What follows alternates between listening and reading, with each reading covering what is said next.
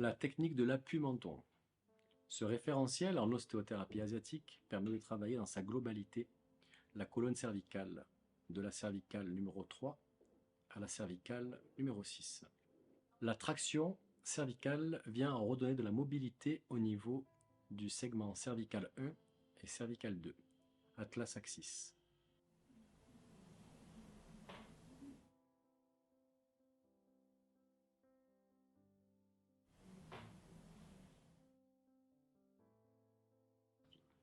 La technique de la sacro-iliaque et des lombaires. Toujours vue sous le prisme de l'ostéothérapie asiatique, cette manipulation vient corriger le syndrome de la jambe plus courte, par le joint sacro-iliaque. Par les lombaires, redonner harmonie à l'articulation sur les segments lombaires 1, 2, 3 et 4.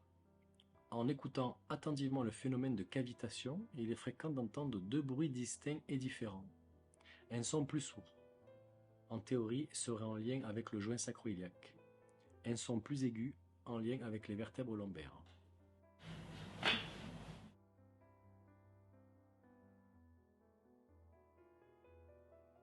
La technique dite des clics. Cette manipulation originale vise à harmoniser l'étage dorsal, vertèbre par vertèbre, de façon efficiente. Cette manipulation est issue de l'ostéothérapie thaïlandaise.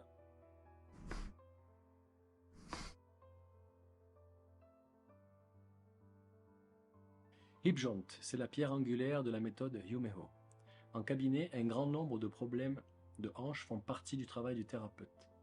Hip joint corrige également le syndrome de la jambe plus courte.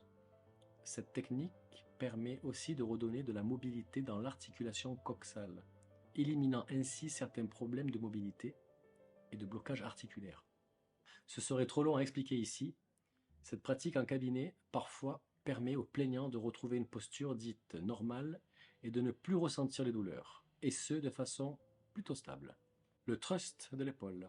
Cette technique permet de solliciter le liquide synovial au niveau de la glène de la scapula.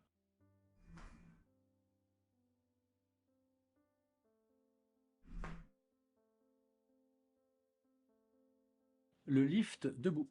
Issu de l'ostéopathie conventionnelle, ce thrust cible les joints de la colonne thoracique supérieure, de la vertèbre numéro 1 jusqu'à la vertèbre numéro 4.